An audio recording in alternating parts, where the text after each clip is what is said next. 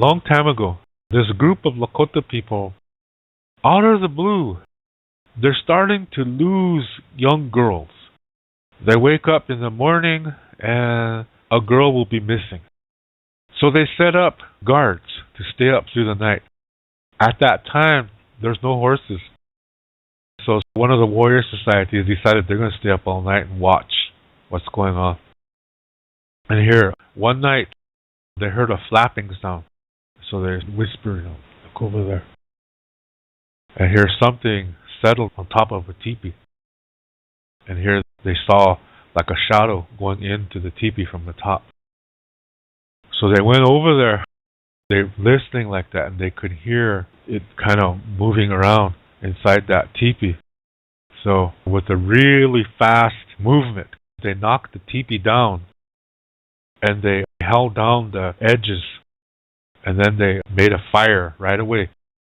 And so they said to not move, but there was something still moving. And so these warriors would reach under and they would grab a family member and pull them out until only this thing was in there. So they held it down and then they proceeded to beat it. They threw rocks on it, but somebody said, don't kill it. And so then they waited till the sun came up.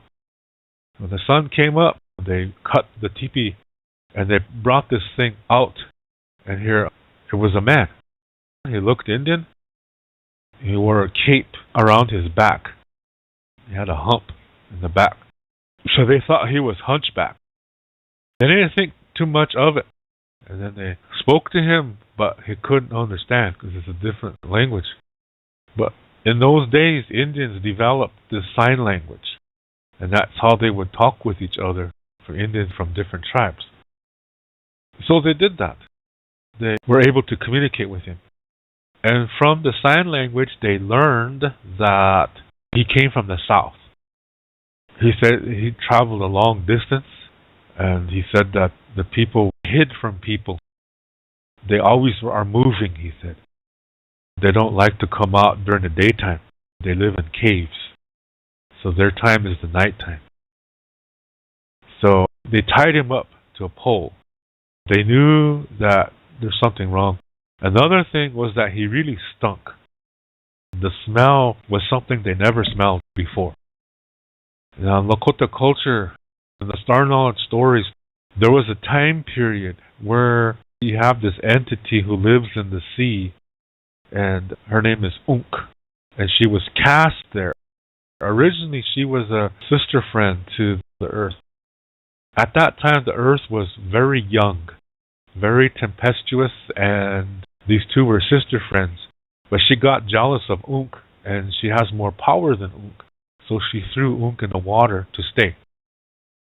And because of that, Unk wants to cause trouble for the earth and anything that is on the earth. So she creates these creatures that are able to go on the earth and cause problems to anything, plants, animals, people. And then also she created creatures that are in the water so that when you drink the water, you could get sick. And these things that she created, they stink. This is why these Lakota people were suspicious of this thing. It really stunk and they never smelled that stink before. So from the Star Knowledge information they have, they know that the beings that are this way come from this Unk and that they're meant to cause problems.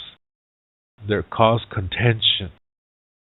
The Lakota Star Knowledge, this is called Nkjehila. Nkjehila are these creatures that this Unk created that are meant to cause problems. They're designed to be very troublesome. And the Lakota were thinking maybe this is one of them. And so that's why they tied it down. They talked to it again some more and they wanted to know, okay, where's your people now? He said they're at a certain location. And they went over there. Here there was nobody there. So they came back. And they said, you lied to us. There's nobody there. So you better tell us where they are or we're going to kill you. These things are really selfish. So he realized that, yeah, they probably will kill him. So he decided to go ahead and tell them the truth. He said that it took him 10 days to their camp. So they decided, okay, we'll try him out. Said if nobody's there, will kill him. So they decided to send a scout group down that direction. So they went 10 days, nothing. So they turned around and came back, and then they told him, hey, there's nobody there. So he started to panic.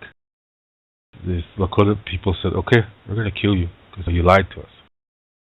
So they proceeded to cut his head off. And then they noticed something. When he fell to the ground, they noticed this cape, he never takes it off.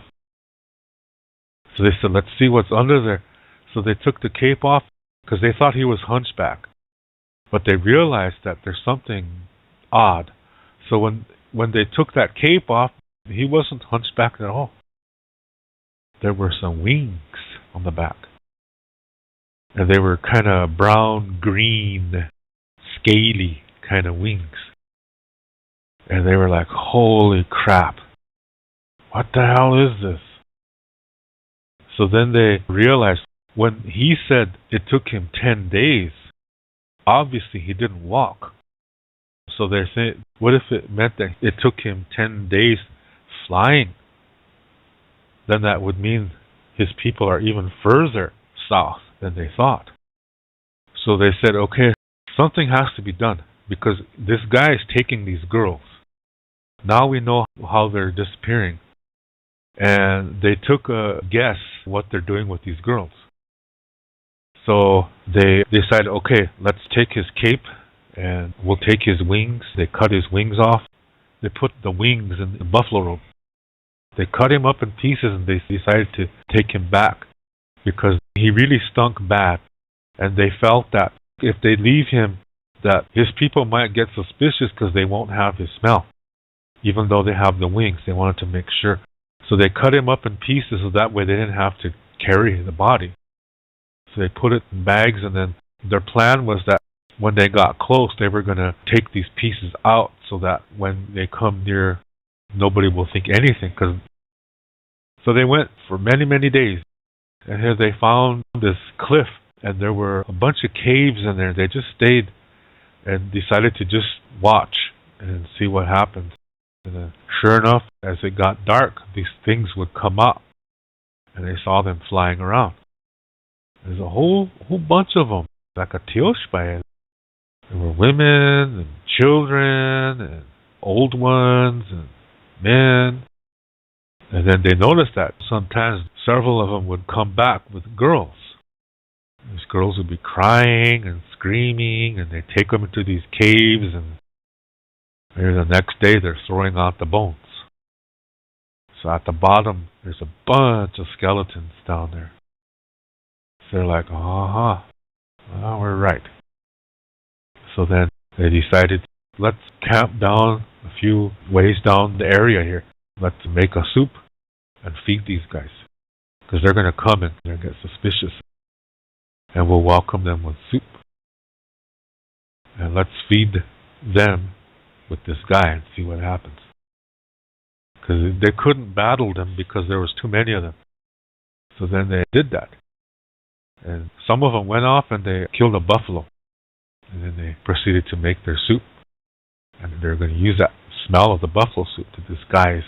They're going to mix it with this man with wings that they cut up. Sure enough, a group of these guys came walking in. They put robes on their wings to make it look like they were Indians too. So they came to these Lakota guys with sign language. They said, what are you guys doing? They said, yeah, we're just passing through the area. Why don't you guys come and eat with us? They said. So they said, yeah, okay. So they fed them some of the soup, and most of it had buffalo. They're like, geez, it tastes good. Actually, it tastes better than buffalo soup for some reason, they said. Yeah, we have a special herb that we brought with us from our country, they said. We use it in our soups. And these guys said, yeah, it's pretty good.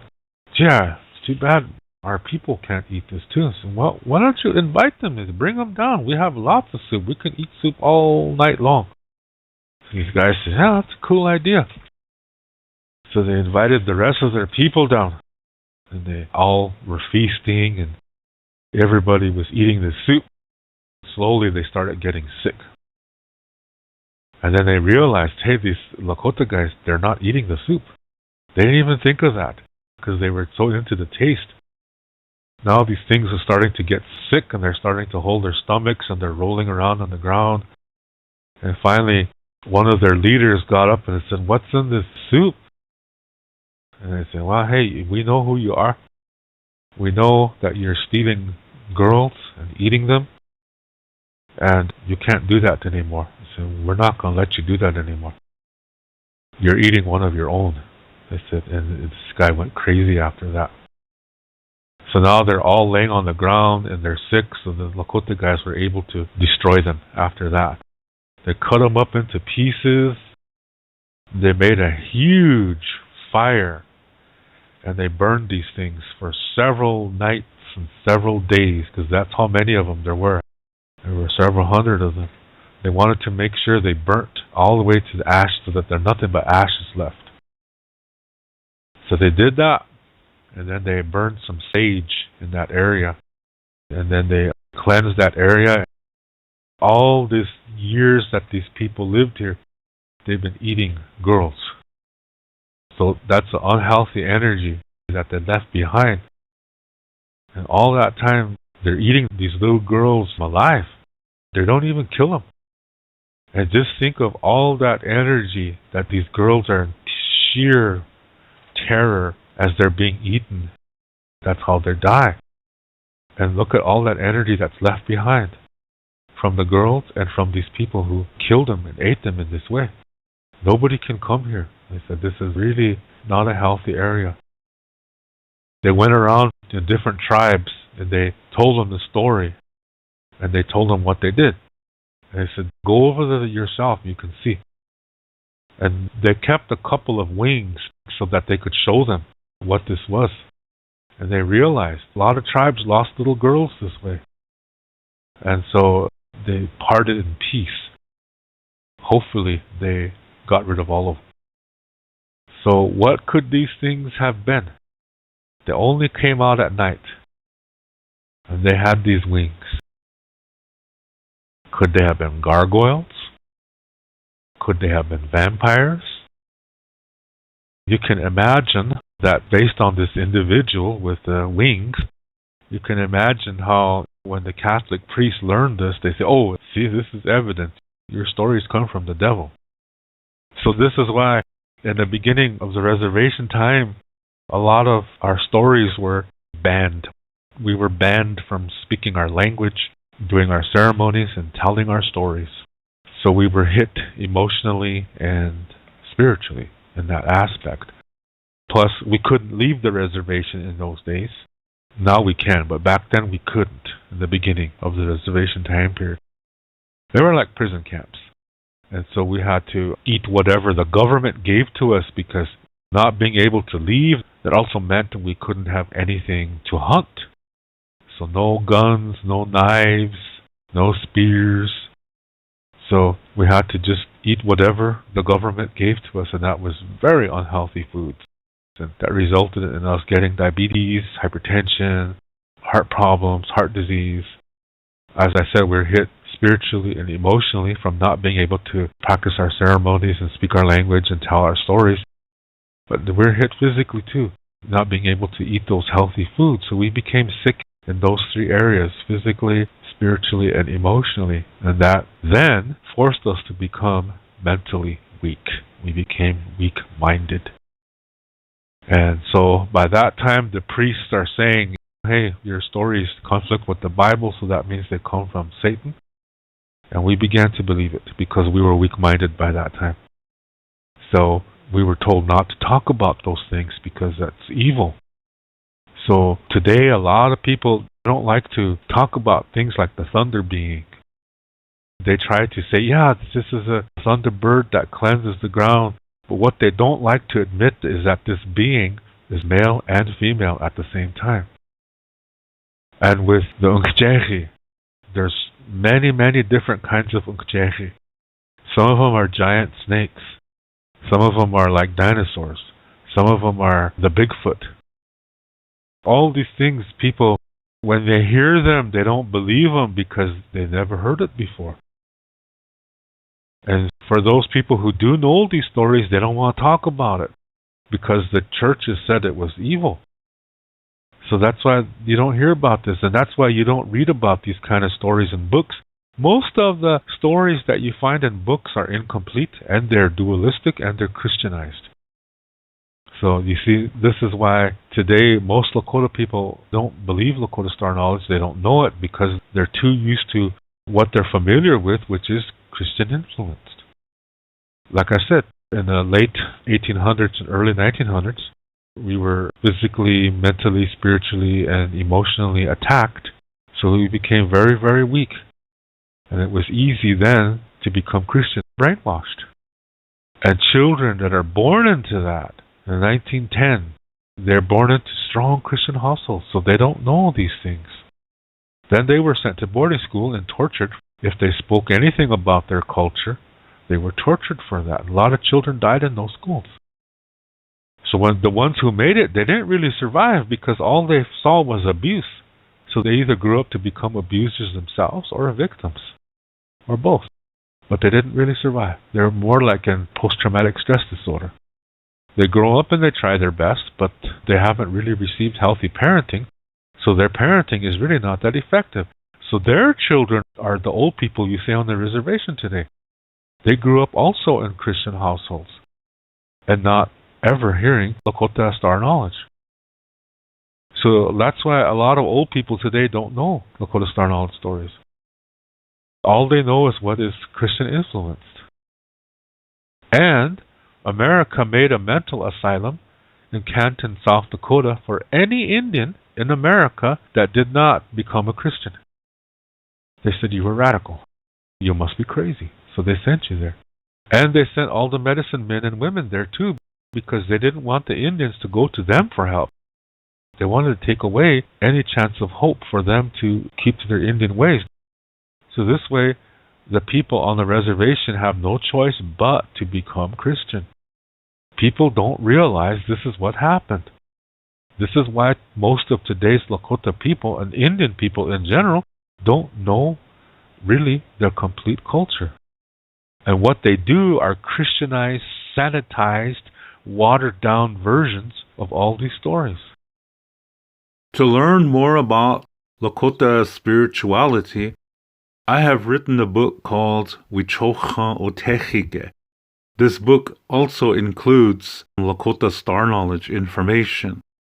All the videos that I make, which are about Lakota spirituality, Lakota Star Knowledge, and cultural information, are based on this book. This book costs 99 American dollars. This price includes the shipping cost. And to learn more about Lakota language, I have written a Lakota language book called Chante Etanha Owoglake, Speaking from the Heart. And all my Lakota language videos are based on this book. This book costs 119 American dollars. This price includes the shipping cost. And new for 2024, I have a new book titled Chekia, which means pray. This book includes a CD which has traditional Lakota prayers and traditional spiritual songs. This book cost 57 American dollars, and this price includes the shipping cost. I also teach online, and I give spiritual consultations as well. If you are interested in any of my services and products, you can send payment via PayPal to my email address, which is info@wolakota7.com. You can see the email address on the screen, and it's also in the video description below. When you send your payment, please include your shipping address and your email address. I do have a Patreon account, and you can see the link to that in the description below the video. Here you can also make donations to my channel, and you can also buy my products, my books, and my services concerning private Lakota language lessons and spiritual consultation or spiritual instruction. Again, you can see the Patreon link in the video description below. Ho, lila pilamayelo. Thank you very much. In the Lakota way, everything is circular. As a result, we do not have a word for goodbye in the Lakota language, and so instead we say until next time, which in Lakota is Doksha Ake. And I will catch you in the next video.